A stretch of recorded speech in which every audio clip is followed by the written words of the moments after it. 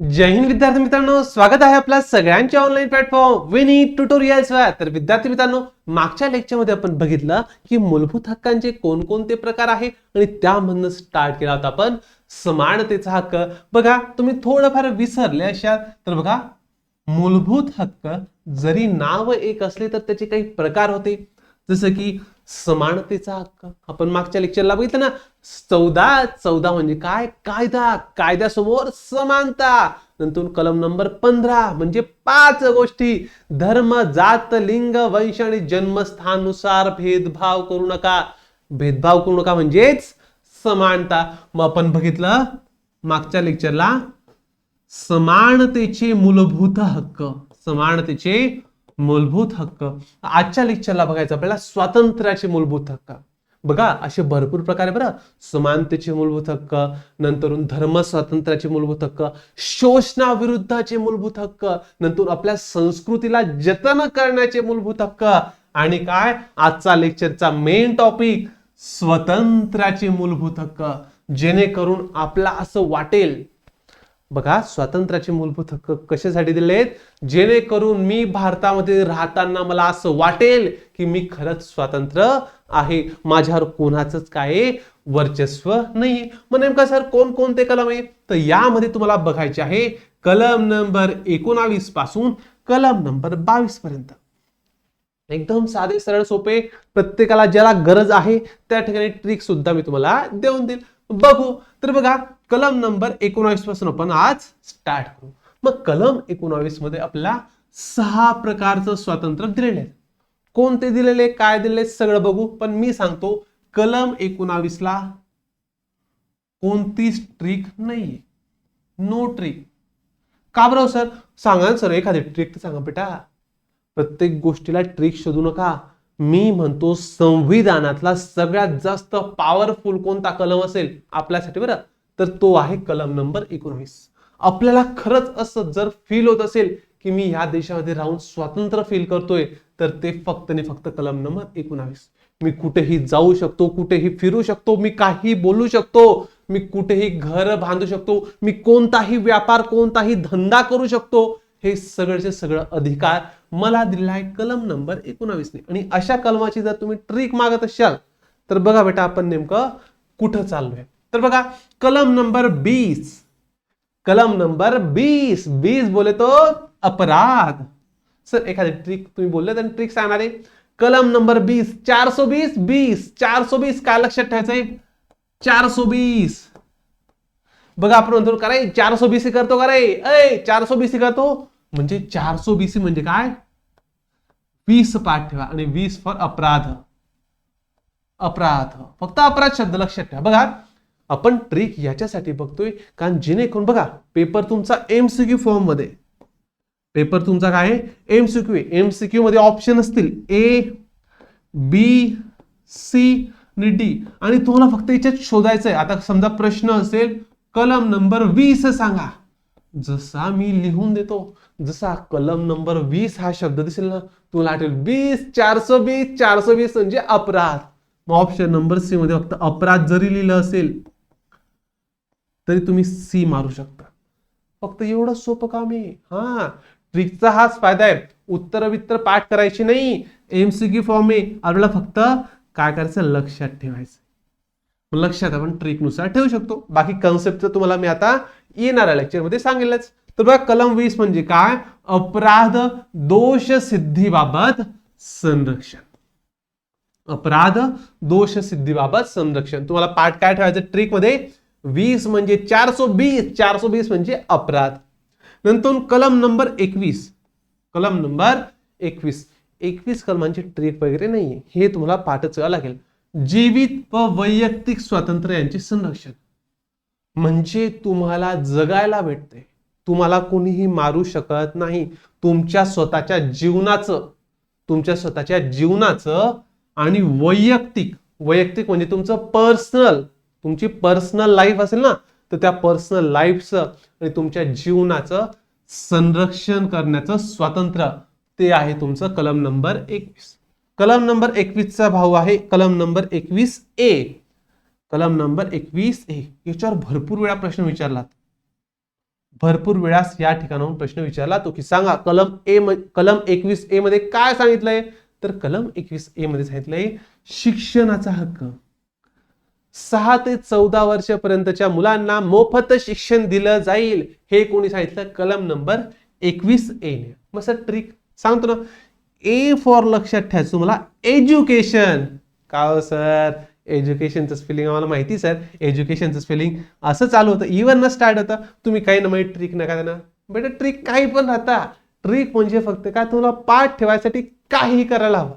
मग लक्षात ठेवा, A for education, A for education, spelling billing मध्ये घालू नका. तर ए फॉर एज्युकेशन, एज्युकेशन म्हणजे काय, शिक्षणाचा हक्क. शिक्षणाचा हक्क सोपं आहे सर. नंतर कलम नंबर 22, कलम नंबर 22 अटक, हा शब्द लिहायचा 22 अटक. 22 वरनं अटक कस काय लक्षात राहील, दोघी हातात 2 हातकड्या. एक चित्र लक्षात ठेवा बघा, तुम्हाला आठवेल आता हे चित्र. आता समजा हा हात जास्तच खराब होऊन गेला, 2 मिनिटं.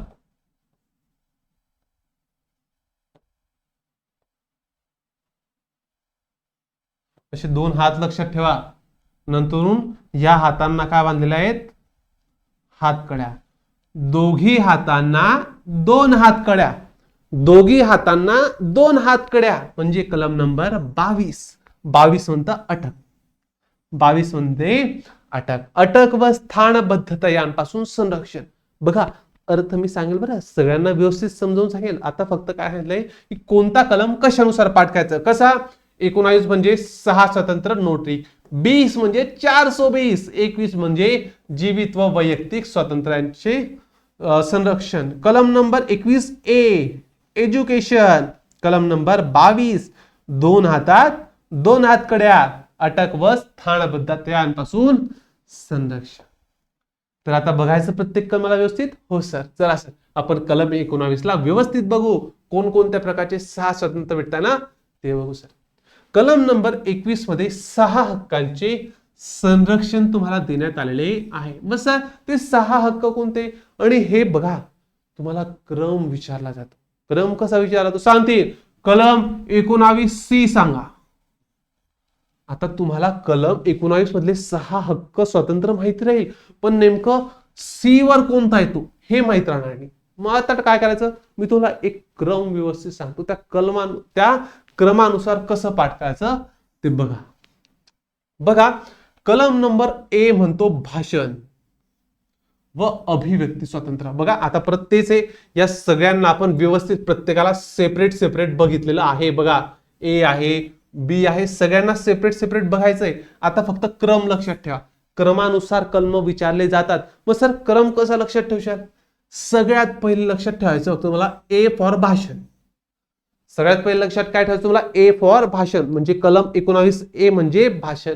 हो सर एवढं तर लक्षात राहून जाईल. आता बघा मला सांगा, मी भाषण देतोय, कलम नंबर 1, कलम नंबर 1 म्हणजे ए. मी काय देतोय, भाषण. मला सांगा मी भाषण देतोय तर काहीतरी लोक एकत्र होतील. लोक काय होतील, एकत्र होतील, म्हणजे लोक एकत्र येऊ शकतात. कलम नंबर बी,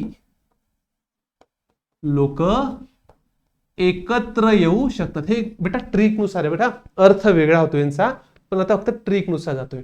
मी भाषण दिलं, लोक एकत्र आले. बघा शांततेने व विना शस्त्र एकत्र जमण्याचे स्वातंत्र्य, एकत्र जमण्याचे स्वातंत्र्य, फक्त शस्त्र नका घ्या बेटा.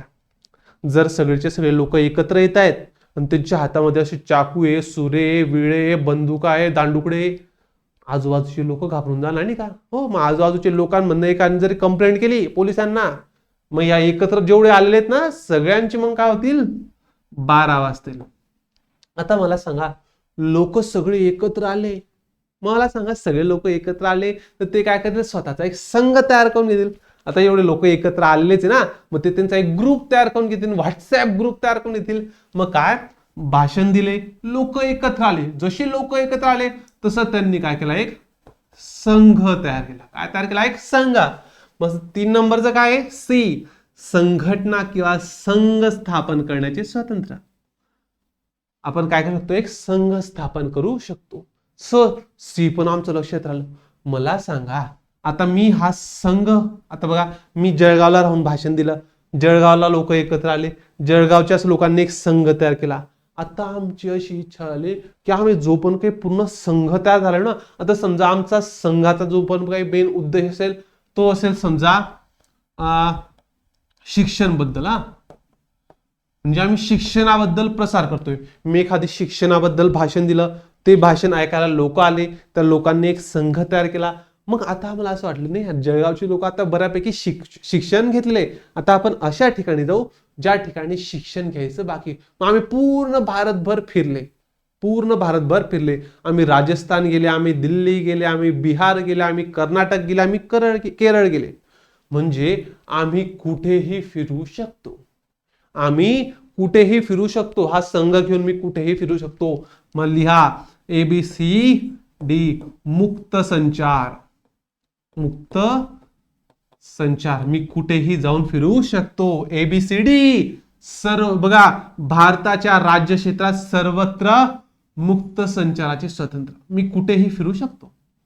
मी कोणत्याही राज्यामध्ये जाऊ शकतो, मी कोणत्याही शहरामध्ये जाऊ शकतो. हे कोणी सांगितलं मला, कलम नंबर D ने. आता विषय हा आहे, मी तिथे राहायला गेलो, मस्त की संचार केला. मग आता वाटलं मला नाही यार, आम्ही राहायला तर जातोय, आम्ही तर मस्त इकडे तिकडे तर फिरतोय, आम्हाला राहायला घरबीर लागेल की नाही. हो सर बरोबर आहे, तुम्ही जाताय, तुम्ही दिल्लीला गेले, तुम्ही गोव्याला गेले, तुम्ही कर्नाटकला गेले, तुम्हाला एक राहायला घर पण लागेल. तेच सांगितलंय ई मध्ये, तुम्हाला भारताच्या राज्य क्षेत्रात कोणत्याही भागात राहण्याचे व स्थायिक होण्याचे स्वातंत्र्य. काय बघा, मुक्त संचार. मी इकडे तिकडे फिरून आलो, मग मला असं वाटलं की गोव्यामध्ये आपण एखादी घर घेतलं पाहिजे, आपण गोव्यामध्ये राहायला पाहिजे. मग याला आहे स्थायिक होण्याचे अधिकार. मी स्थायिक होऊ शकतो. चला सर, आम्ही स्थायिक पण झाले, आम्ही आता गोव्यामध्ये स्थायिक पण झाले. पण सर पोटा पाण्याचं काय, पैसा कुठून येईन? तुम्ही भाषण करतायत, तुम्ही लोकांना जमवतायत, तुम्ही ग्रुप तयार करताय, तुम्ही संघटना तयार करताय, तुम्ही देशभर फिरताय, आणि आता तुम्ही घर बी घेऊन घेतलं. आता खायचं प्यायचं काय? खायला प्यायला बी तर लागेल ना. मग खायला प्यायला काय करायला लागेल? कामं करायला लागेल का नाही? मग कामं करण्यासाठी तुम्ही कोणताही व्यवसाय करू शकता, कोणताही व्यापार करू शकता, कोणताही धंदा करू शकता. तर ABCDEF. F काय म्हणतो? कोणताही व्यापार किंवा धंदा करू शकतो. व्यापार किंवा धंदा करू शकतात. बस हा क्रम पाठ ठेवा. भाषण दिलं, लोक जमले, संघटना तयार झाली, पूर्ण भारतभर फिरलो, मग कुठेतरी स्थायिक झालो, मग पोटा पाण्यासाठी आता धंदा करेल. इथं अजून एक कलम होतं ABCDEFG. हा होता संपत्तीचा अधिकार. संपत्तीचा अधिकार याला कॅन्सल करण्यात आलं. का करण्यात आलं सांगतो, टेन्शन घेऊ नका. येणाऱ्या लेक्चरमध्ये ह्या कलमाला का कॅन्सल केलं ते मी सांगतो. चला आता आपण काय करू, ए ला आपण व्यवस्थित बघू. कलम 19(1)(a) भाषण व अभिव्यक्ती स्वातंत्र्य आणि त्यावरील मर्यादा. मर्यादा नंतर बघू, पहिले याचा अर्थ बघून घेऊ. आता साहजिकशी गोष्ट आहे, मला काय करायचंय, भाषण द्यायचंय. आता भाषणाचा अर्थ तर तुम्हाला माहिती. हो सर भाषणाचा अर्थ आम्हाला माहिती. अभिव्यक्तीचा अर्थ थोडाफार सर गडबडतोय. अभिव्यक्ती म्हणजे काय, आपल्या मनात आलेले विचारांना व्यक्त करणे. अभिव्यक्ती म्हणजे काय, आपल्या मनात एखादी विचार आलाय, त्या विचारांना व्यक्त करणे. मग सर व्यक्त कसं करू शकतात? आता बघा, प्रत्येकाला भाषण तर देता येत नाही. आता काही भरपूर जण असतात, स्टेजवर चढले, तू अभि स्वातंत्र्य हा असं अडकतात. मी त्यांना काही बोलत नाही, प्रत्येकाला स्टेज रिंग कमी असते. मी सुद्धा पहिले बोलायला घाबरायचो, पण इंजिनिअरिंगला गेलो, त्या ठिकाणी भरपूर ठिकाणी बोलण्याचे चान्सेस भेटले, मी ते गमवले नाही. मी ते एकही चान्स गमवला नाही. ज्या ठिकाणी मला बोलायचा चान्स भेटला त्या ठिकाणी मी नक्की बोललो, आणि त्यामुळे आता माझी स्टेज रिंग वाढली आहे. पण विषय काय, प्रत्येक जण असं करू शकत नाही. मग त्यावेळेस काही जण आपले मत किंवा आपलं जे पण काही विचार आहे ते शब्दांनी व्यक्त करू शकतात. लिखाणात्मक काय करू शकतात, व्यक्त करू शकतात, पेपरामध्ये छापू शकतात, चित्राद्वारे काय करू शकतात, त्यांचे विचार काय करू शकतात, स्पष्ट करू शकतात चित्राद्वारे.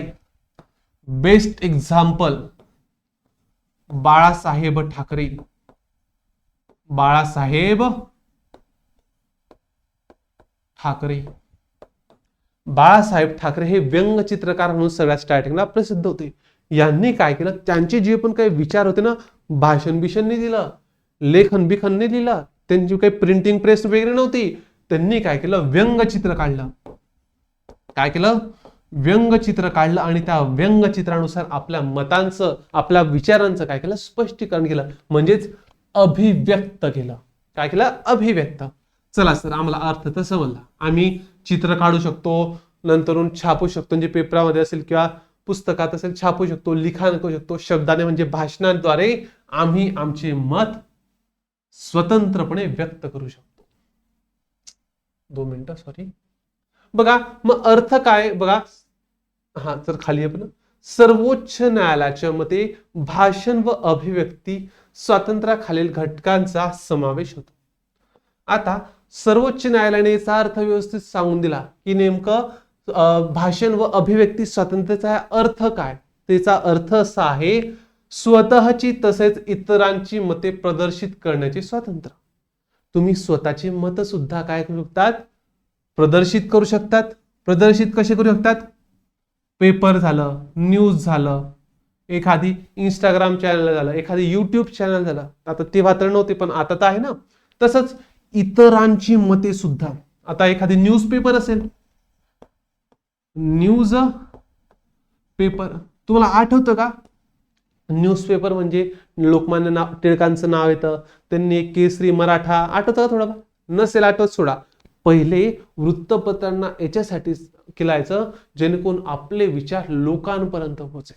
पण आता विषय काय, न्यूजपेपर मध्ये सगळेच्या सगळे लोक येतात, सगळेच्या सगळे लोक स्वतःचे काय करतात, लेख पाठवतात. लेखच्या शेवटी नाव असतं, इथे असेल रमेश कुलकर्णी, परत अजून एखादी लेख असेल आणि खाली असेल चिंटू बोलतो पिंटू, इथे असेल काळूराम पाटील असेल. भरपूर असे काय असतील इथे नावं असू शकतात. भरपूर ठिकाणी तुम्हाला असे चित्र काढलेले असतात आणि त्या चित्राच्या खाली सुद्धा नावं असतात.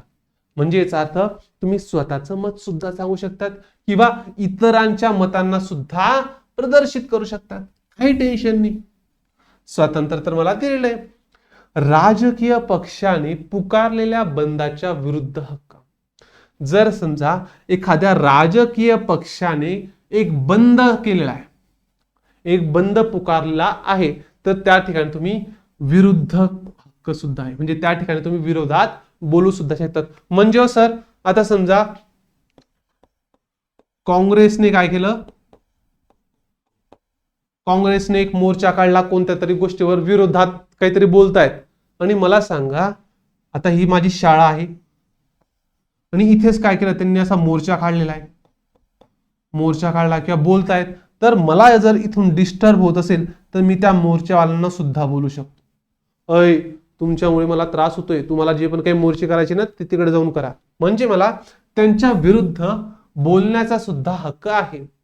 सरकारी कामाची माहिती मिळवण्याचा हक्क, राईट टू इन्फॉर्मेशन ऍक्ट. मी कोणत्याही सरकारी कामाची सुद्धा माहिती मिळवू शकतो. की समजा तुम्हाला शिक्षणासाठी 5 करोड रुपयाचा फंड आला होता, 5 करोड रुपयाचा फंड आला होता, सांगा आम्हाला, सांगा तो 5 करोड रुपये कुठे गेले, कोणाच्या घशात गेले, कोणाच्या पोटात गेले का, तर मला सगळा अधिकार आहे. टेलिफोन टॅपिंग विरुद्ध हक्क. तुमचा फोन कोणीही रेकॉर्ड करू शकत नाही.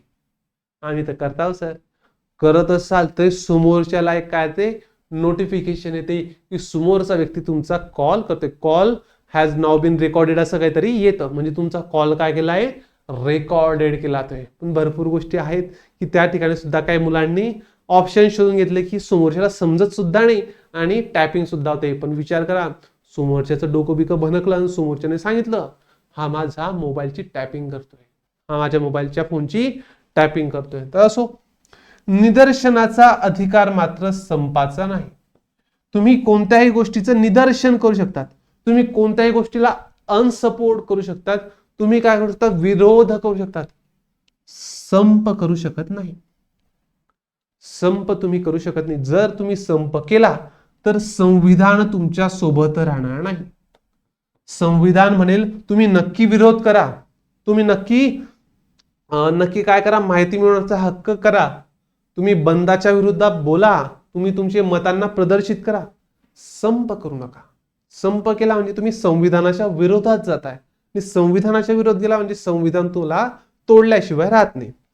प्रेसचे स्वातंत्र्य म्हणजे तुम्ही न्यूजपेपरमध्ये कोणताही नेता असो, अभिनेता असो, त्याच्या विरोधात लिहू शकता. फक्त तुमची भाषा एकदम व्यवस्थित पाहिजे, त्यामध्ये कोणत्याच प्रकारचा गलिच्छपणा नको. शांततेचे स्वातंत्र्य, जर तुमची शांतता कोणी जरी भंग करत असेल तर त्या विरुद्ध सुद्धा तुम्ही नक्की बोलू शकता. व्यापारी जाहिरात करण्याचे स्वातंत्र्य म्हणजे न्यूजपेपरमध्ये आता समजा तनिष्क गोल्ड असेल, तनिष्क गोल्ड किंवा टाटाची गाडी किंवा TVS ची गाडी किंवा कोणत्याही अपार्टमेंटला सेल करण्याची जाहिरात तुम्ही नक्की देऊ शकता. तुम्हाला त्याचा अधिकार संविधानानेच दिलेला आहे. आता विषय काय, कलम 19A वर भाषण व अभिव्यक्ती करताना काही मर्यादा लावण्यात आल्या. काही काय लावण्यात आल्या, मर्यादा लावण्यात आल्या. म्हणजे सर भारताचे अखंडत्व व सार्वभौमत्वावर कोणत्याच प्रकारची इजा व्हायला नको किंवा कोणत्याच प्रकारचं संकट यायला नको. तुम्ही भाषण देताय काहीच अडचण नाही, तुम्ही तुमचे मत प्रदर्शित करताय काहीच अडचण नाही, पण भारताचं अखंडत्व आणि भारताचं सार्वभौमत्व याचं जतन करावंच लागेल. असं काहीही बोलू नका किंवा असं काही वक्तव्य देऊ नका जेणेकरून भारताच्या अखंडत्वावर काय येईल, धोका येईल. तसंच देशाची सुरक्षा, आता तुम्हाला बोलण्याचा अधिकार दिलेला आहे, बोलण्याचा अधिकार दिलाय. मस्त की तुम्ही भारतामध्ये जे पण काही सिक्रेट गोष्टी होत आहेत त्या मस्त युट्यूबवर जाऊन सांगतायत. अरे मला सांगा, हे सगळ्यात घाणेरडा विषय कुठे झाला होता माहिती का? 26/11चा हल्ला होता बेटा, 26/11चा हल्ला होता. आता साहजिकशी गोष्ट आहे, प्रेसवाले सुद्धा ह्याच कलमानुसार काय करतात, बोलत असतात. बघा तुम्ही बघितलं असेल, प्रेसवाले लोक साले घाबरताच नाही. कोणताही समोर मंत्री असो, कोणताही समोर संत्री असो, ते घाबरतच नाही. पण विषय काय आला माहिती का, 26/11वर हे जे पण काही ताज हॉटेल असेल, ह्या ताज हॉटेलमध्ये इथे मस्त की लोक लपले होते. इथं काय होते, लोक लपले होते आणि इथून आले पोलीस, इथून आले पोलीस आणि इथं होता जो पण काही आतंकवादी असेल. आता हा पोलीस जसा आला ना, हे लगे आले ते बिंडो खोपडीचे, कोण, प्रेसवाले लोक. आणि प्रेसवाल्या लोकांनी लाईव्ह दाखवून दिलं की इथून काय होत आहेत, पोलीस येत आहेत. मला सांगा, हे जर टीव्हीवर दिसतंय मग ह्या लोकांना दिसणार नाही का की पोलीस येत आहेत? मग अशा वेळेस काय झाला होता, हे जे लोक होते त्यांना भरपूर त्रास झाला होता. म्हणजे प्रेसचे लोक बिंडोक होते त्यावेळेसचे. म्हणजे त्यांना एवढी सुद्धा बुद्धी नव्हती की ते सिक्रेट मिशन करतायत आणि त्या ठिकाणी जाऊन तुम्ही कॅमेरामध्ये दाखवतायत, त्या लोकांना ते जे आतंकवादी होते त्यांना समजणार नाही का? अशा प्रकारे. त्यामुळे जर देशाची सुरक्षेवर विषय आला, मग तू कोणीही असो, तू तुझ्या घरचा राजा का नसो, पण तू असे काही वक्तव्य, असं काही भाषण किंवा असं काही मतांचं प्रदर्शन करू नको जेणे आपल्या देशाच्या सुरक्षावर विषय उठेल. नंतर सार्वजनिक सुव्यवस्था. मान्य बाबा, तुला भाषण द्यायचंय, काहीच अडचण नाही, तू रस्त्यावर येऊन अशी मस्त आहे की समोरून अशी ट्रेन येते, समोरून काय येते, अशी ट्रेन येते आणि तू इथं उभा असा आणि सांगेन मला कलम 19A नुसार भाषण देण्याचा अधिकार आहे, मी भाषण देऊ शकतो. भाषण देऊ शकतो? कंबळल्यातला आता घालू का तुझ्या? कुठं भाषण देऊ शकतो? तू सार्वजनिक सुव्यवस्थेला काय करतो, भंग करतोय, त्या लोकांच्या जीवाला काय करतोय, तू खेळतोय. असं चालणार नाही. त्याच्या कंबळल्यात लाथा घालतील, बाजूला हो, तुला भाषण द्यायचंय, मस्त की मैदानावर जाऊन तिथे भाषण दे, लोकांना त्रास देऊ नको. सभ्यता आणि नैतिकता. भाषण देताना किंवा विचार व्यक्त करताना आपल्या बोलण्यामध्ये प्रॉपर सभ्यता असली पाहिजे किंवा नैतिकता असली पाहिजे. सर नैतिकताचा अर्थ थोडंफार सांगता का? थोडंफार मराठीपासून कॉन्टॅक्ट तुटलेला आहे. नैतिकता म्हणजे काय? कोणतंही काम करण्यामागचा हेतू हा चांगला पाहिजे. काय?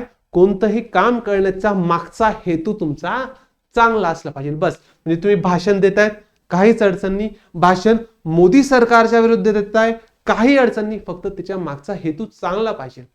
आता समजा नीटचा पेपर फुटलेला आहे, तो वांगचुक नावाचा एखादी व्यक्ती तो 3 इडियट पिक्चर मध्ये त्यांनी आता धरण्यावर बसलेत, तर तो सुद्धा काय करतोय?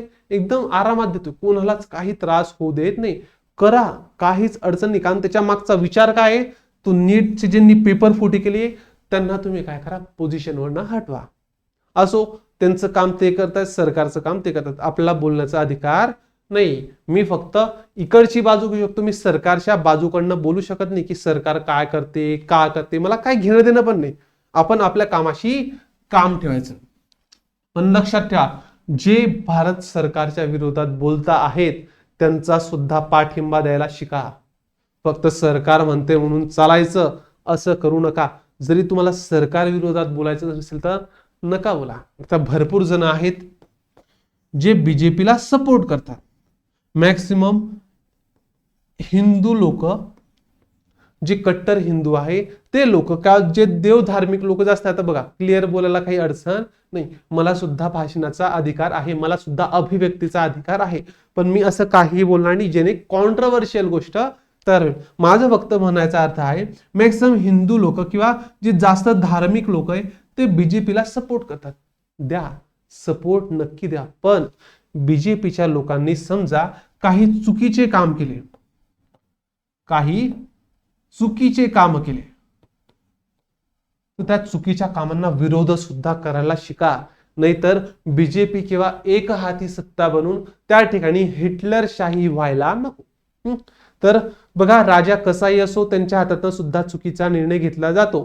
तर हे तर विचारे पक्षाचे लोक आहे, यांच्या हातातनं चुकीचे निर्णय घेतले जातात, तर चुकीच्या निर्णयांना सुद्धा काय करा? विरोध करा, सपोर्ट करू नका. चला असो, आपल्याला काही पक्षाबद्दल बोलायचं नाहीये, पण आपण राज्यशास्त्र शिकतोय, आपल्याला या गोष्टी माहित असायला. आणि हो, जोपर्यंत शिक्षण पूर्ण होत नाही किंवा जोपर्यंत आपलं व्यवस्थित काम धंद्याला लाईन लागत नाही तोपर्यंत अशा गोष्टींपासून थोडंफार लांब राहा. जास्त पॉलिटिक्स करशाल, आपलं करिअर काय होऊन जाईल? रस्त्यावर होऊन जाईल. नंतर न्यायालयाचा अवमान करू नका, हे तर चुकून सुद्धा करू नका. न्यायालयाला काहीही बोलू नका, किंवा सुप्रीम कोर्टचा जज असो, सुप्रीम कोर्टचा वकील असो, असं काहीही बोलू नका जेणेकरून तुम्हाला नंतर प्रॉब्लेम होईल. किंवा समजा न्यायालयाने कोणता निर्णय दिला तर त्या निर्णयाला प्रॉपर विरोध करा, काही बोलू नका जेणेकरून न्यायालयाचा अवमान होईल आणि तुम्हाला दंडुकडे बसतील. चारित्र्य हनन, कोणाचं चारित्र्यवर्ण बोलू नका, कोणाचाच व्यक्तीची इज्जत काढू नका.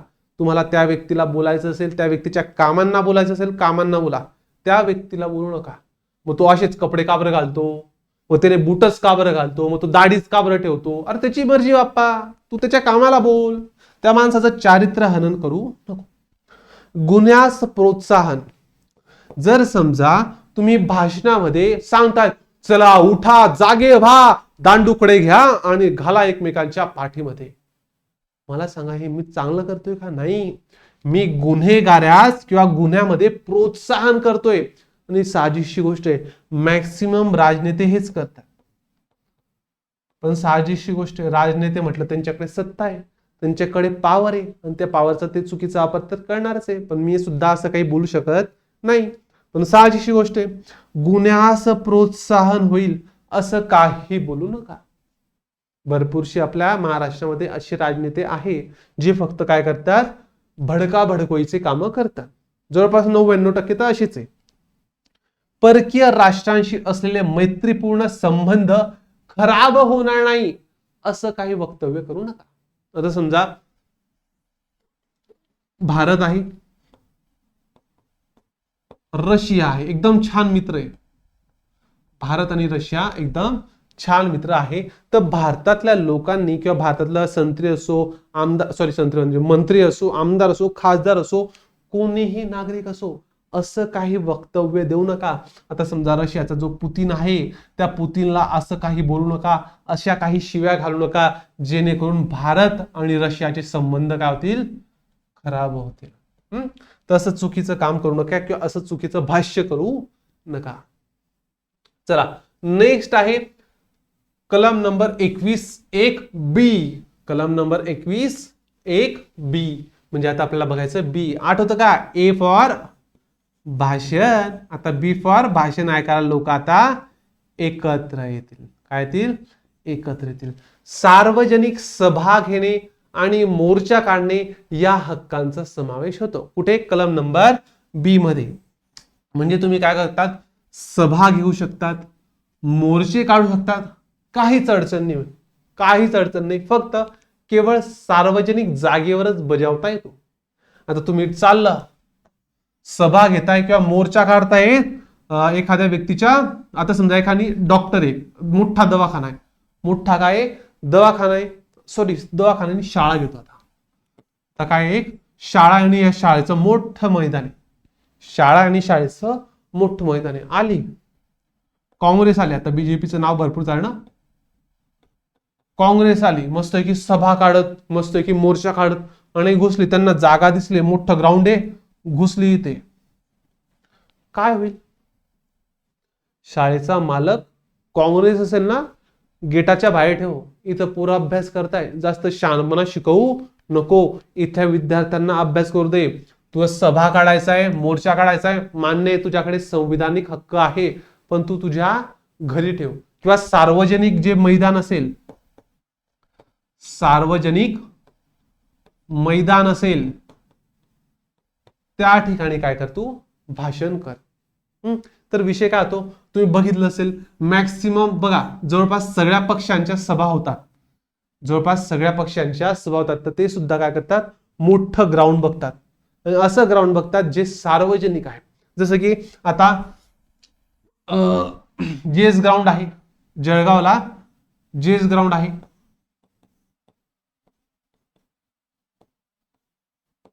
तर हे सार्वजनिक ग्राउंड आहे. तर हे सभा सगळेचे सगळे लोक इथं येतात, इथं आल्यानंतर भाषण देतात, भाषण दिल्यानंतर काय जे होतं ते सगळं कुठे होतं, सार्वजनिक जागेवरच होतं.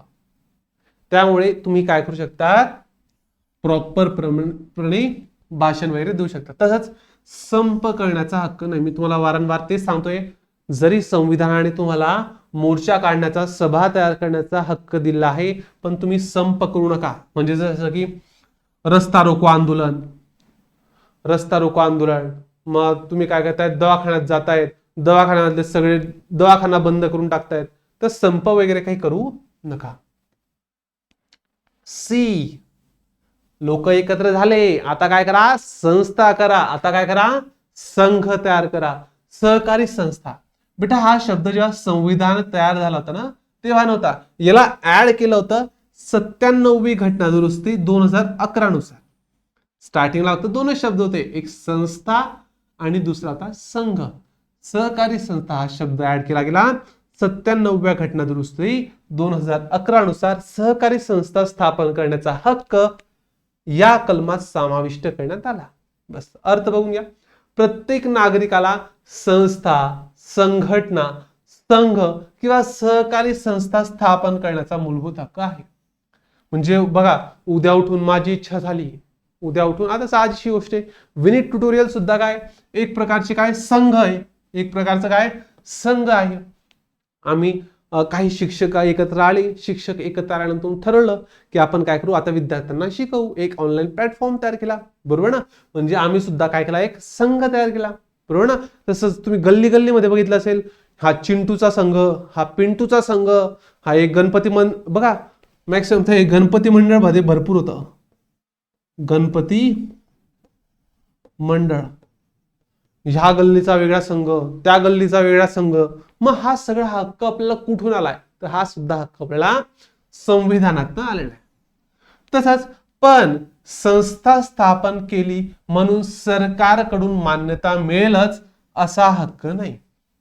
आता समजा तुम्हाला एक्झाम्पल देतो, आता समजा एक असेल चिंटू, कोण आहे चिंटू. आता चिंटूच्या मनात असं आलं, नाही यार आपण काय करायला हवं, आता विद्यार्थ्यांना शिकवायला हवं. विनीत ट्युटोरियल पण शिकवतोय. आता आपण सुद्धा काय करू, आपली एक संस्था काय करू, एक संघ तयार करू आणि विद्यार्थ्यांना शिकवू. आपण काय करू, एक शाळा मस्तपैकी तयार केली. यांनी काय केली, एक शाळा तयार केली. मस्तपैकी विद्यार्थ्यांना शिकवलं. जसं 1 महिना झाला, मग त्या शाळेमध्ये शिक्षक लोकांना पगार देण्याची वेळ आली. तर शिक्षकांना पगार पण तर द्यावा लागेल ना. जसं यांनी पगार मागवला, चिंटू गेला सरकारकडे. चिंटू गेला सरकारकडे. ओ बाबा, थोडे पैसे द्या ना म्हणे, आमच्या शिक्षकांना पगार पाहिजे नाही, आमच्या शिक्षकांना पगार पाहिजे नाही. आम्ही बघा किती विद्यार्थ्यांना छान छान शिकवतो या शाळेत. या शाळेचे नाव असेल समजा गणेश शाळा. नाही जाऊ दे, अजून तुम्ही म्हणशाल शिक्षण मंडळ शाळा. बस साधं नाव देतो, शिक्षण मंडळ शाळा. बघा, मग त्यांनी चिंटूने घेतलं, आमच्या शिक्षकांना काय करा तुम्ही, मस्त की 50,000 रुपये काय करा तुम्ही पगार द्या. सरकार तू का सकाळी सकाळी डोक्यावर पडला का रे, शाळा तुझी, पोरं तू जमवले, मी काय पगार देऊ, माझा काय संबंध. का चांगलं काम करतोय ना, चांगलं काम तू कर, मला लोक सांगू. भरपूर ठिकाणी शाळेने समजा ग्रँड घेतलं. ग्रँड घेतलं म्हणजे जवळपास या ठिकाणी आता सरकार काय करतं, स्वतः पैसा इन्व्हेस्ट करतं. म्हणजे सरकार काय आणतोय, त्या पोरांची फी घेतोय तू, पोरांची फी घेतोय तू, आणि त्या शिक्षकांचा पगार करू आम्ही पळीतून. तर असं काही नाही. बघा, संस्था स्थापन केली म्हणून सरकारकडून मान्यता मिळेलच असा नाही, किंवा सरकारकडनं काही मदत मिळेल असं नाही. असो, चला नेक्स्ट आहे संस्था स्थापन करण्यामध्ये मर्यादा कशा आहेत. खालील कारणांसाठी सरकार एखाद्या संघटनेवर बंदी घालू शकते. बघा, जर समजा एखादी संघटना मी तयार केली तर त्या संघटनेवर बंदी सुद्धा घालायला कमी करणार नाही. पण केव्हा, भारताचे स्वतंत्र सार्वभौमत्व व अखंड जपण्यासाठी. आता तुम्हाला एक बेस्ट एक्झाम्पल आहे लिट्टे नावाचा, LTTE, लिबरेशन टायगर तमिल इलम. एक तमिळनाडू आणि एक श्रीलंका. बघा, आपला हा भारत असा असेल तर इकडे काय तमिळनाडू आहे आणि इकडे काय असा श्रीलंका आहे. तर पहिले काय, इथला रस्ता एकदम भरपूर छोटा आहे, जवळपास 1-1.5 तास लागत असेल तमिळनाडू पासून श्रीलंकेमध्ये जायला. तर विषय काय होता माहिती का, ह्या ठिकाणी जो हा संघ होता तो हा मारामाऱ्या करायचा, मारामाऱ्या करायचा, देशामध्ये कंटिन्यू काय करायचा, असं वातावरण क्रिएट करायचा जेणेकरून भारताच्या सुरक्षिततेसाठी, भारताच्या सार्वभौमतेवर, भारताच्या अखंडतेवर परिणाम होईल. अरे अक्षरशः ह्या लोकांनी मर्डर केला, आणि तो बी साध्या सुध्या माणसाचा नाही, राजीव गांधीचा. राजीव गांधीला एक हार दिला फुलांचा, आणि ज्यांनी दिला ना त्याच्यामध्ये जे पण काही लोक होते ते लोक होते लिट्टेचे. कोणाचे? लिट्टेचे. त्या हार मध्ये बॉम्ब होता असं सांगतात, पण काही पण असो, बॉम्बस्फोट तर झाला होता आणि ह्याच लोकांनी, लिट्टेच्या लोकांनीच काय केला होता, तो बॉम्ब ठेवला होता. पण म्हणजे विषय समजतोय तुम्हाला, अशी एखादी संघटना, जी संघटना भारतासाठी चांगली नाहीये किंवा आपल्या देशासाठी चांगली नाही, तर त्या देशावर त्या संघटनेवर सरकार काय करू शकतं, बंदी घालू शकतं. नैतिकतेचे संरक्षण करण्यासाठी, सार्वजनिक सुव्यवस्था राखण्यासाठी. जर समजा तुम्ही एखादी संघटना तयार करतात, एखादी संघ तयार करतात आणि नुसते रिकामे कामं करतायत, मारामाऱ्या करतायत, छोड्याझाड्या करतायत, देशामध्ये अशांतता पसरवतायत, तर यावेळी सुद्धा सार्वजनिक सुव्यवस्था राखण्यासाठी ती काय केली जाईल, संस्था किंवा संघटना बंदी करण्यात येईल. बेकायदेशीर किंवा अवैध कामं करणाऱ्या संघटनावर कारवाई करण्यासाठी. आता समजा एखादी संघटना तयार झाली, एक संघ तयार झाला, 10-12 पोरं आले, मस्त एक संघ तयार केला, संघाचं नाव दिलं OS. OS काही पण असं, आता माझ्या तोंडात आलं OS शब्द, OS नाव दिलं.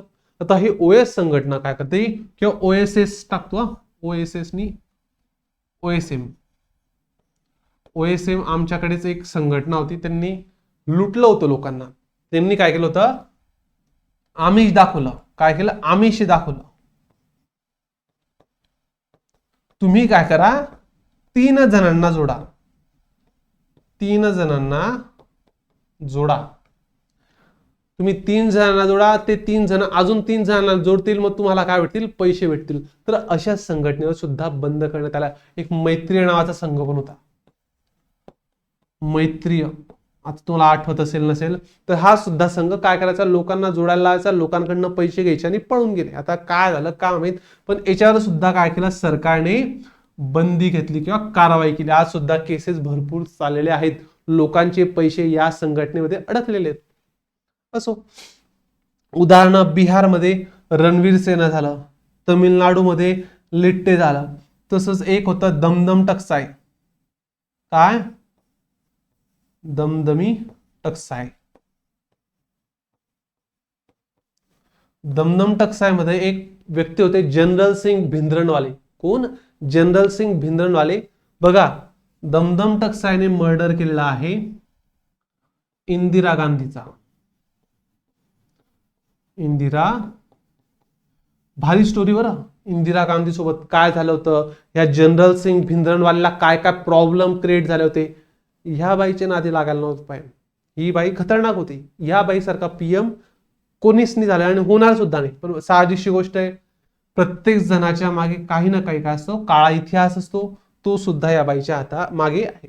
तसं लिट्टेचा राजीव गांधी बॉम्बस्फोट मध्ये उडवून दिलं होतं. हिला सुद्धा गोळ्या झाडून ठार केलं होतं. कोणी, ह्या संस्थेने.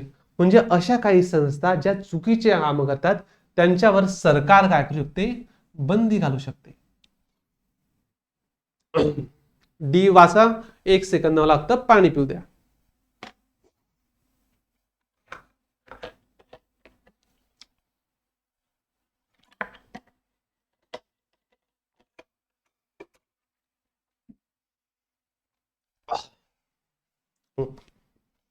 बघा बेटा, आपण नंबर आले 4 नंबरवर. आपण आता एक संघ तयार केला, त्या संघाला पूर्ण गावभर फिरवायचं आहे, म्हणजे मुक्त संचार करायचा आहे. मुक्त संचारचा अर्थ असा असतो, मी भारताच्या कोणत्याही ठिकाणी जाऊ शकतो, त्या ठिकाणी फिरू शकतो. मग ते राजस्थान असो, गुजरात असो का मग कर्नाटक असो. तर बघा, प्रत्येक भारतीय नागरिकाला भारताच्या कोणत्याही भागात मुक्तपणे फिरण्यास मूलभूत हक्क आहे. म्हणजे जर मी महाराष्ट्रात राहतो आहे, जर मी महाराष्ट्रात राहत आहे, आता इथे समजा महाराष्ट्र, तर महाराष्ट्रातला मी गुजरातला बी जाऊ शकतो, राजस्थानला बी जाऊ शकतो, मध्य प्रदेशला, कर्नाटकला, केरळला, कुठेही जाऊ शकतो. मग मला तिथली भाषा येऊ का नाही येऊ, मला तिथली संस्कृती माहीत असो का नसो. आता भरपूर वेळेस तुम्ही बघितलं असेल, महाराष्ट्रामध्ये मॅटर होत आहेत सध्या. महाराष्ट्रामध्ये मॅटर होत आहेत जेव्हा UP बिहारचे लोक महाराष्ट्रात येत आहेत, कारण UP बिहारच्या लोकांना सुद्धा संविधान लागू आहे, ते सुद्धा भारताचा भाग आहे. पण ते काय करतात, महाराष्ट्रात येत आहेत आणि महाराष्ट्रात आल्यानंतर काही पक्षाचे लोक किंवा काही लोक त्यांना त्रास देत आहेत. त्यांना सांगतात, तुम्हाला मराठी येत नाही का, आता तुमचे आम्ही घोडे लावू. बघा, भरपूर ठिकाणी ते लोक बरोबर सुद्धा आहे. भरपूर ठिकाणी महाराष्ट्राची मीडिया क्लिअर सांगतो, मनसे काय, मनसे आणि शिवसेना. मी सांगतो, मनसे आणि शिवसेना जे काही लोक करतात ना, ते योग्य करतायत. आता साहजिकची गोष्ट आहे, तुम्ही जर परप्रांतातनं आपल्या ठिकाणी येतात, तर आपल्या ठिकाणच्या लोकांना नाव तर नका ठेवा. मराठी लोकांना व्यवस्थित बोला. तुम्ही इथं येत आहेत, इथल्या लोकांना शिव्या देतात, इथल्या लोकांना गावंढळ म्हणतात. आता साहजिकची गोष्ट आहे, मराठी लोकांना, जे मोठे मराठी लोक आहेत त्यांना आता यांची बोलायची हिंमत नाहीये. पण जे पण एकदम खालचे लोक बेटा, त्या लोकांवर आता समजा हे लोक इथे येतात, इथे मोठे मोठे दुकानं तयार करतात, मोठे मोठे काय करतात, शॉप तयार करतात, शॉप घेता विकत, आणि इथे लोकांना, मराठी लोकांना कामावर ठेवतात. म्हणजे असे भरपूर मॅटर झाले आहेत. मराठी लोकांना कामावर ठेवतात आणि त्यांना भरपूर वेळेस बोलतात, तू मराठी आहे, तुला काय कळतं, तुला अक्कल आहे का? म्हणजे साहजिकची गोष्ट आहे, तुम्ही येताय बाहेरून, ते सुद्धा आमच्या महाराष्ट्रात, आणि आमच्याच लोकांना बोलतात, मग का नाही बोलणार? मग या ठिकाणी या माणसाला राज ठाकरे यांना सॅल्यूट आहे. जे करताय ते योग्य करतायत, फक्त थोडीफार तुमची इंटेन्सिटी कमी. 2 मिनिटं, सॉरी, ऐक. फक्त तुम्ही जे पण काही करता ते योग्य प्रकारे करा, कारण साहजिकची गोष्ट आज मराठी लोकांचा सगळ्यात मेन सपोर्ट असेल तर हा व्यक्ती आहे. म्हणजे बाळासाहेब ठाकरेंचे थोडेफार जरी जे पण काही गुण आहेत ते यांच्यामध्ये जसे तसे दिसतात, कारण यांचं भाषा शैली किंवा भाषण शैली जवळपास सेम त्यांच्यासारखी आहे. तसंच यांचं व्यंगचित्र बघशाल, यांचे व्यंगचित्र जर तुम्ही बघशाल तर ते हुबेहूब बाळासाहेब ठाकरेंसारखे दिसतात. मान्य आहे, उद्धव ठाकरेंमध्ये पण गुण असतील नसतील आपल्याला काहीच अडचण नाही, पण साहजिकची गोष्ट आहे, राजसाहेब ठाकरे यांनी बाळासाहेब ठाकरेंसोबत भरपूर जास्त वेळ काय घालवलाय, त्यामुळे त्यांचे गुण एकमेकांसोबत ट्रान्सफर तर होतीलच. पण असो, आपल्याला राजनीतिक पक्षाबद्दल बोलायचं नाही. पण बघा, राज्यशास्त्र शिकतोय म्हणजे राजनीती भरपूर विषय निघतील, आणि हे विषय निघाले म्हणजे थोडंफार त्यांचं बोलाबाली होईलच, पण आपल्याला कोणत्याच पक्षाला बोलायचं नाही. जर तुम्ही मनसेचे समर्थक असाल, बीजेपीचे समर्थक असाल, आपचे समर्थक असाल, मला कोणत्याच व्यक्तीला काहीही बोलायचं नाहीये. तर बघा, कलम नंबर 19D म्हणतो, मी भारतामध्ये राहून कुठेही जाऊ शकतो. हे सांगतो मला कलम 19D. संचार संततांचे 2 भाग. कलम नंबर 19(1)D, भारताच्या आत कुठेही मुक्तपणे फिरण्याचा हक्क.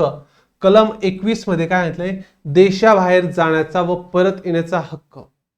बघा, कलम 19 मध्ये काय म्हटलं, तुम्ही भारतामध्ये कुठेही जाऊ शकतात, पण कलम नंबर 21 मध्ये सांगितलंय की देशाबाहेर जाण्याचा व परत येण्याचा हक्क सुद्धा तुम्हाला आहे.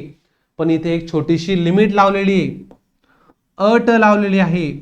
जर तुम्ही गुंडे आहे, मवाली आहे, तुमच्या नावावर केस आहे, तर मला सांगा, भारतचे जे पण काही सरकार आहे तुम्हाला ते विदेशात पाठवतील का? इथं तर किडे पाडले, तिथे जाऊन पण किडे पाडशील, तुझं तर नावाचं पण खराब आहे, भारताचं नाव पण खराब करशील. तर अशा ठिकाणी एक छोटीशी अट काय, तुम्हाला पासपोर्ट देताना तुमच्यावर कोणत्याच प्रकारची केसेस नको, किंवा तुमचं जे पण काही चारित्र्य आहे ते एकदम क्लिअर, एकदम स्पष्ट पाहिजे. आता डी चे सुद्धा काय काही मर्यादा आहेत, काही मर्यादा आहेत. काय मग, खालील कारणांसाठी सरकार या हक्कावर काही निर्बंध लावू शकतात. मग कोणत्या प्रकारचे? सार्वजनिक हित, अनुसूचित जमातींसाठी रक्षण, आणि सार्वजनिक आरोग्य व नैतिकता. बघा, सार्वजनिक हित. आता समजा एखादी मर्डरर आहे, एकाने हाफ मर्डर केला, किंवा एखादी मवाली आहे, एखादी व्यक्ती मवाली आहे किंवा गुंड आहे. आता ह्या मवाली ह्या गुंडाला ज्या लोकांनी बघितलं त्या लोकांचा जीव घाबरला. लोकांनी पोलीस कंप्लेंट केली आणि सांगितलं, आम्हाला ह्या माणसाला बघून, हा जो माणूस आहे त्या माणसाला पाहून आम्हाला भीती वाटते, त्याला तुम्ही आमच्या एरियामध्ये पाठवू नका, आमच्या इथे लहान लहान मुलं आहे. मग मला सांगा, कुठं ना कुठं तो कुठेही फिरू शकतो. कलम 19D नुसार तो व्यक्ती कुठेही फिरू शकतो, पण तरी सुद्धा आता त्याला फिरता येणार नाही. का बरं? कारण त्याचं कॅरेक्टर तसं नाहीये, त्याचं कॅरेक्टर खराब आहे, त्याच्यामध्ये काही प्रॉब्लेम होते, जेणेकरून सार्वजनिक हित सांभाळता येत नव्हतं. त्यासाठी त्याला काय केलं गेलं, निर्बंध लावले गेले की तू त्या एरियामध्ये जाऊ नको. अनुसूचित जमातींचे संरक्षण. आता विषय काय माहिती का, भारताचा असा भरपूर भाग आहे, जसं की महाराष्ट्र, हा जवळपास महाराष्ट्र असेल, तर ह्या महाराष्ट्राचा ह्या पोर्शन जो गोंदिया गडचिरोली असेल, किंवा भरपूर सारे प्रदेश आहे भारतामध्ये ज्या ठिकाणी राहतात आदिवासी लोक. काय राहतात? आदिवासी लोक. आता ह्या आदिवासी लोकांचं म्हणणं काय, हे बघा बाबा, तुम्ही सरकार स्थापन करताय, तुम्ही काय मारामारा करताय, तुम्ही काय बोलावाला करताय, तुम्ही काय नीटच्या परीक्षा फोडा, तुम्ही सरकारला तोडा फोडा, आम्हाला काहीच घेणं नाही, आम्हाला आमचं जगू दे. आम्ही आमच्या अजून पण काय करतो, पाला पाचोळा लावतोय, भाला घेतोय, जे पण काही शेती भीती छोटं मोठं काम धंदे करतो आणि जगतोय, आम्हाला तुमच्या देशाशीही संबंध नाही आणि तुम्हाला सुद्धा आमच्याशी काहीच संबंध ठेवू नका. आम्ही कोणाला त्रास पण देणार नाही आणि कोणी आम्हाला त्रास सुद्धा देऊ नका. असं कोण म्हणतं? या आदिवासी लोकांचं जे पण काही ग्रुप लीडर असेल त्यांचं. ते फक्त एवढं म्हणताय, कोणत्याच लोकांना आमच्या एरियामध्ये पाठवू नका. पाठवलं तर मग आम्ही विषय करू. एक मध्ये झालं होतं, ते बांगलादेशची लोक आपल्या इथे येत होते, एकाने असा बाण घेतला होता तर मारला होता. विचार करा, आजच्या जगामध्ये ते जे आदिवासी लोक होते त्या आदिवासी लोकांमध्ये ते एंटर झाले होते. कोण? बांगलादेशचे लोक. तुम्ही एकदा व्हिडिओ बघा, बांगलादेशचे लोक आपल्या भारतामध्ये एंटर झाले होते. हे बांगलादेशची लोक आहे ना, आपल्या देशात एंटर झाले आणि ते अशा ठिकाणी एंटर झाले होते ज्या ठिकाणी काय होतं, एक आदिवासी ट्रिब्युनल होतं. म्हणजे आदिवासी लोक त्या ठिकाणी राहायचे. त्या आदिवासी लोकांनी सांगितलं, हे आमच्या एरियामध्ये येऊ नको. ते तरी घुसले, घेतला भाऊने आणि बाणच मारून दिला. तो बाण एकाच्या छातीत गेला, एकाच्या डोळ्याला लागला. ते असो, पण आदिवासी लोकांच्या ठिकाणी आपण हा नियम लावू शकत नाही. त्यांच्या जमातींचं संरक्षण करणं ही आपली जबाबदारी आहे. आता बघा, एक साजेशी गोष्ट, एक जुनी नाही, आता 1-1.25 महिन्याच्या आधी गोष्ट आहे. अमेझॉन नावाचं जंगल आठवतं बेटा?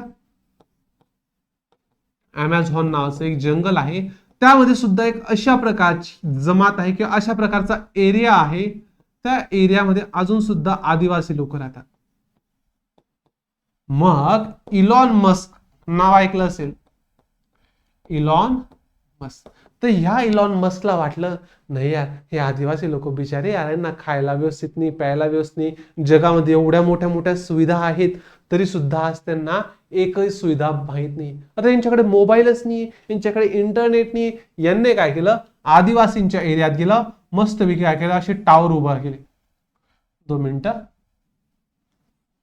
काय तयार केले, असे टावर.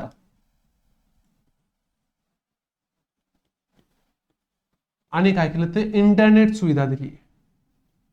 आता जशी ह्या ठिकाणी इंटरनेट सुविधा दिली, इथली जी पण काही यंग जनरेशन होती, तुम्ही सर्च करू शकता बेटा, इथली यंग जनरेशन होती ना, ती आता काय करायला लागली, कामं सोडून मोबाईल खेळू लागली. आणि पूर्ण त्यांच्या आदिवासी जमातीचं एकदम नासधूस होत होती. म्हणजे ते व्यवस्थित बघा, प्रत्येक देशाचं, प्रत्येक एरियाचं, प्रत्येक गोष्टीचं एकच महत्व असतं, तिथली यंग जनरेशन. यंग जनरेशननेच मोबाईलला हातात घेऊन ठेवला म्हणजे त्या प्रदेशाचं 100% पतन नक्की आहे, खड्ड्यातच जाणार आहे. मोबाईल हा असा माणसाचा शत्रू आहे ज्याच्यावर जर आपण कंट्रोल केलं नाही तर तो आपलं पूर्ण आयुष्य खाऊन जातो. असो, यंग जनरेशन काय होती, वाया जात होती. मग ह्या एरियाच्या ह्या आदिवासीच्या लीडरने सांगितलं, तुला काय गरज होती शेंबड्या, कशाला आमच्या लोकांना बिघडवलं. मग याने काय केलं, इलॉन मस्कने काय केलं, याच्यावर लिमिट लावून दिली. कशावर? इंटरनेटवर. त्यांनी सांगितलं, आठवड्यात सकाळी 2 तास, संध्याकाळी 2 तास, नंतर रविवारी 4 तास. म्हणजे असं एक शेड्यूल लावून दिला जेणेकरून त्यांना त्रास व्हायला नको. पण तू आणलंच कशाला? ते लोक गरीब बिचारे त्यांचं राहत होते ना, कशाला टेन्शन देतो? त्यांची रिकामं जी पण काही जमात आहे त्यांचं संरक्षण करणं आपलं जबाबदारी आहे.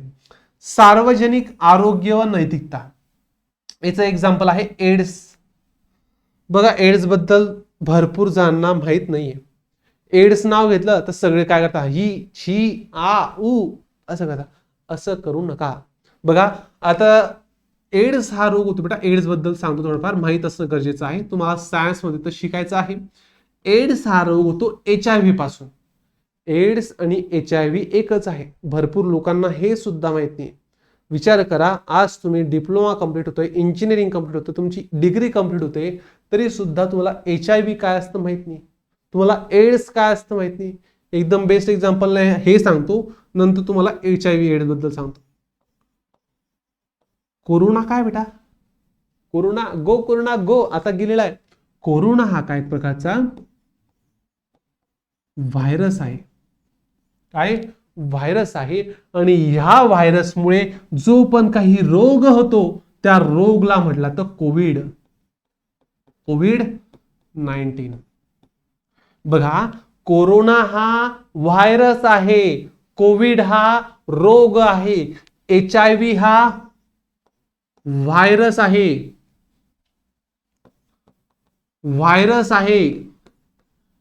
एड्स हा रोग आहे.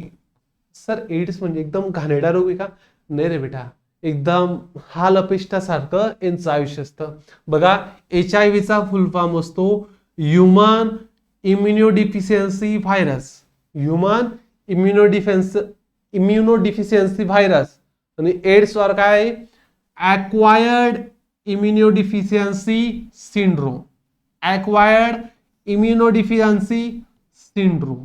म्हणजे सर बघा HIV चा व्हायरस समजा एखाद्या व्यक्तीच्या अंगात गेला, ह्या व्यक्तीच्या अंगात गेला तर याची रोग प्रतिकारक क्षमता कमी होऊन जाईल, रोग प्रतिकार क्षमता नाहीशी होऊन जाईल, अक्षरशः संपून जाईल. म्हणजे HIV बघा, HIV एक प्रकारचा रोग नाही. जसं की कोरोना काय होता? एक प्रकारची सर्दी खोकला होता. कोरोना काय होता? एक प्रकारची सर्दी खोकला होता. HIV कोणता? एक प्रकारचा रोग नाही. हा फक्त काय? माणसाच्या शरीरामध्ये जी पण काही रोग प्रतिकारक क्षमता असते, इम्युन सिस्टीम असते, ती काय करतो? डिफीट करतो, त्याला हरवतो.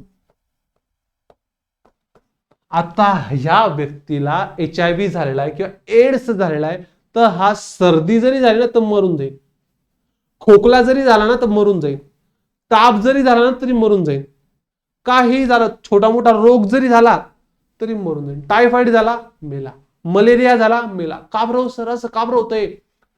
कारण आता समजा त्याला झाला सर्दी, आली सर्दी. आता मला समजा सर्दी झाली तर माझी इम्युन सिस्टीम काय करेल?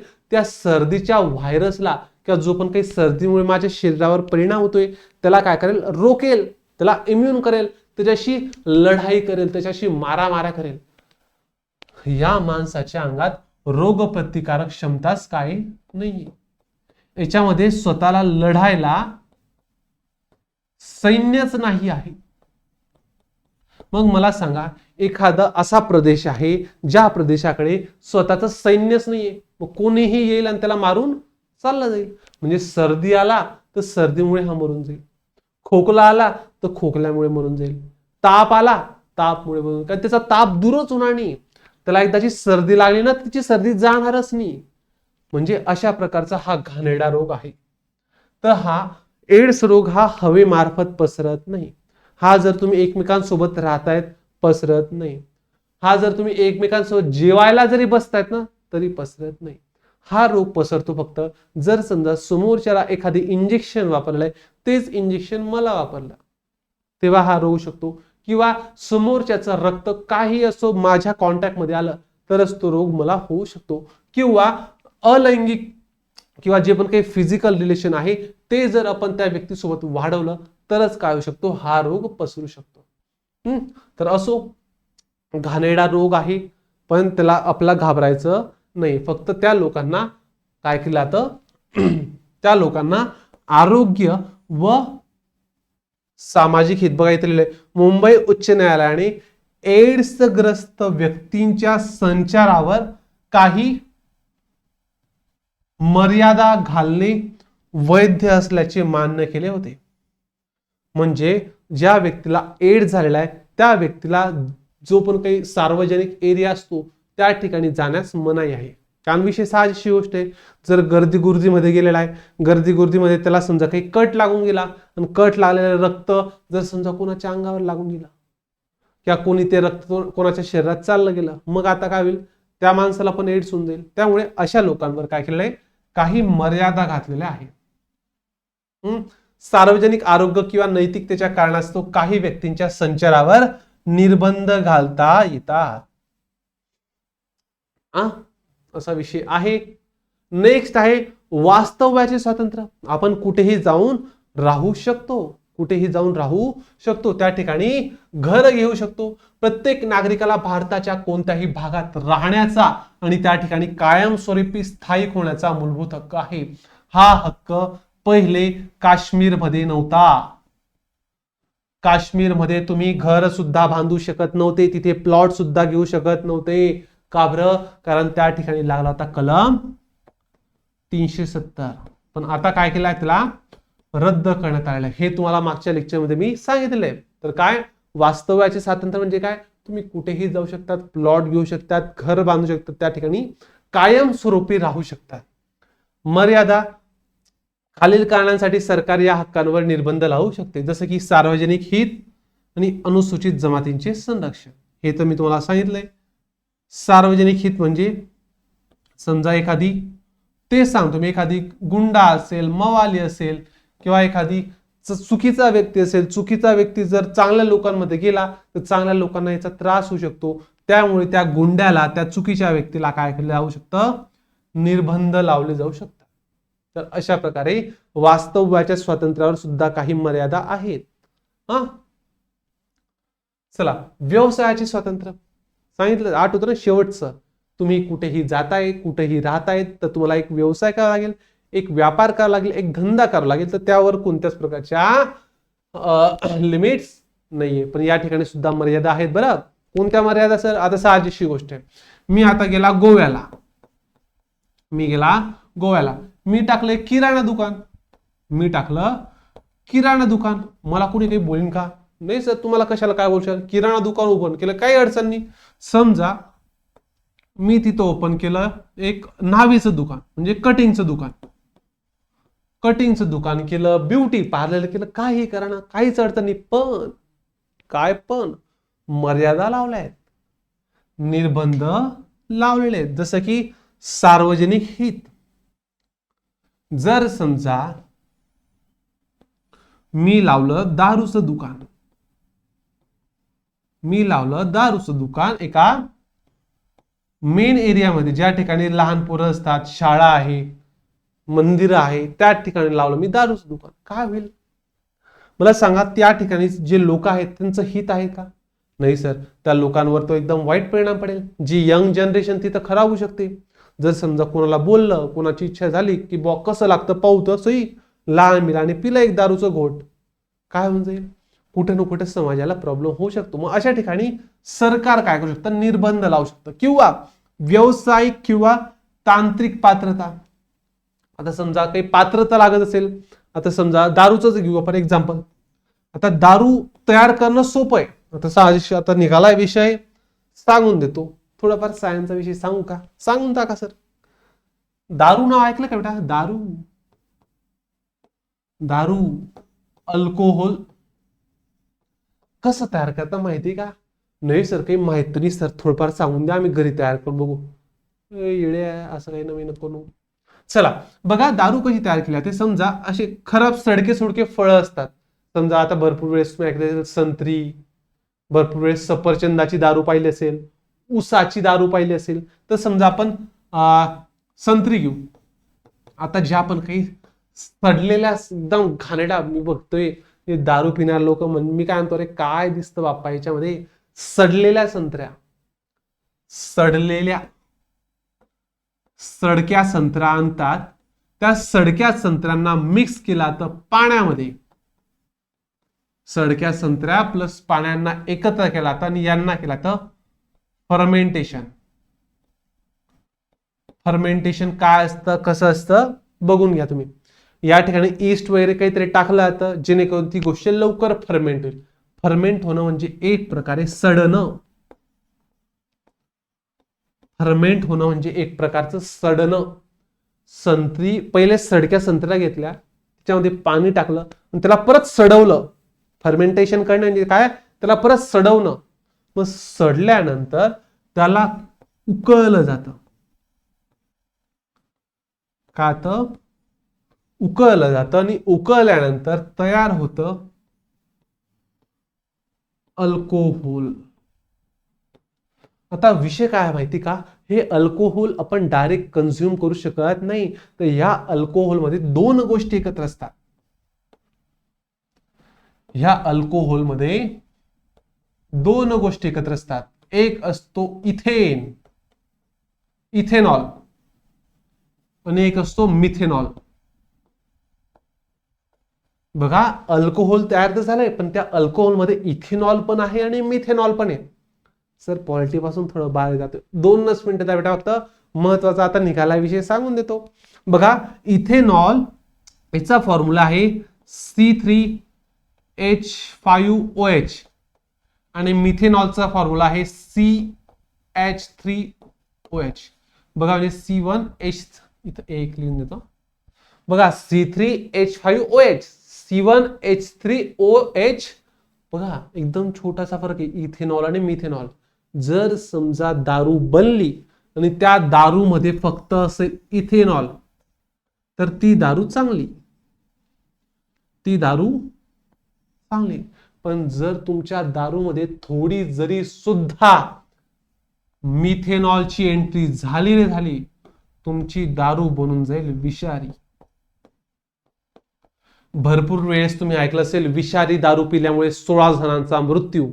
बिहारमध्ये 15 जणांनी विषारू दारूचं सेवन केलं, त्यातच त्यांच्या लिव्हर किंवा किडन्या फेल. का बरं होत्या? कारण त्यांच्या दारूमध्ये इथेनॉल प्लस मिथेनॉल होता. म्हणजे इथेनॉल तर होताच, पण त्याच्यावर मिथेनॉल पण मिक्स होऊन गेला होता. मग सर हे नेमकं झालं का बरं? तांत्रिक पात्रता. त्यांच्याकडे प्रॉपर मशिनरीज नव्हत्या, त्यांच्याकडे प्रॉपर इक्विपमेंट्स नव्हते, त्यांना प्रॉपर इथेनॉलला आणि मिथेनॉलला वेगळं करता आलं नाही. त्यामुळे काय झालं, तुमची दारू विषारी बनली. मग असं व्हायला नको, त्यामुळे काही धंद्यांवर, काही व्यापारावर काय केलं तर निर्बंध लावले जातात. आता दारू विकणं चुकीचं आहे का? नाही. दारूचे भरपूर दुकानं तुमच्याकडे दिसेल, त्या ठिकाणी लागतं लायसन. जी तुम्ही खरंच प्रॉपर दारू विकू शकता का? तुम्ही खरंच दारू प्रॉपर बनवू शकता का? तुमच्याकडे प्रॉपर टेक्निकल टीम आहे का? तुमच्याकडे प्रॉपर टेक्निकल इक्विपमेंट्स आहेत का? हे सगळं पाहिलं जातं. आणि जर तुमच्याकडे नसेल तर तुमच्यावर निर्बंध सुद्धा लावू शकतात. तर अशा प्रकारे हा विषय आहे. तर व्यवसाय सुद्धा तुम्ही करू शकतात, पण त्यावर सुद्धा काही मर्यादा आहेत. तर कलम नंबर 20. 20 म्हणजे 420. 20 म्हणजे 420. आता बघा भरपूर मोठं लेक्चर झालंय, माझा सुद्धा गळा थोडाफार दुखतोय, जास्त काही नाही. 25 ते 30 मिनिटाचा लेक्चर राहील नेक्स्ट लेक्चर, त्यामध्ये हा टॉपिक पूर्ण संपून जाईल. टेन्शन घेऊ नका, पुढच्या लेक्चरमध्ये आपण सगळ्याच्या सगळा हा जो पण काही स्वातंत्र्याचे मूलभूत हक्क आहे ते सगळे आपण बघू. तर आशा करतो आजचं लेक्चर व्यवस्थित समजलं. भेटूया आपण पुढच्या लेक्चरमध्ये. तोपर्यंत धन्यवाद.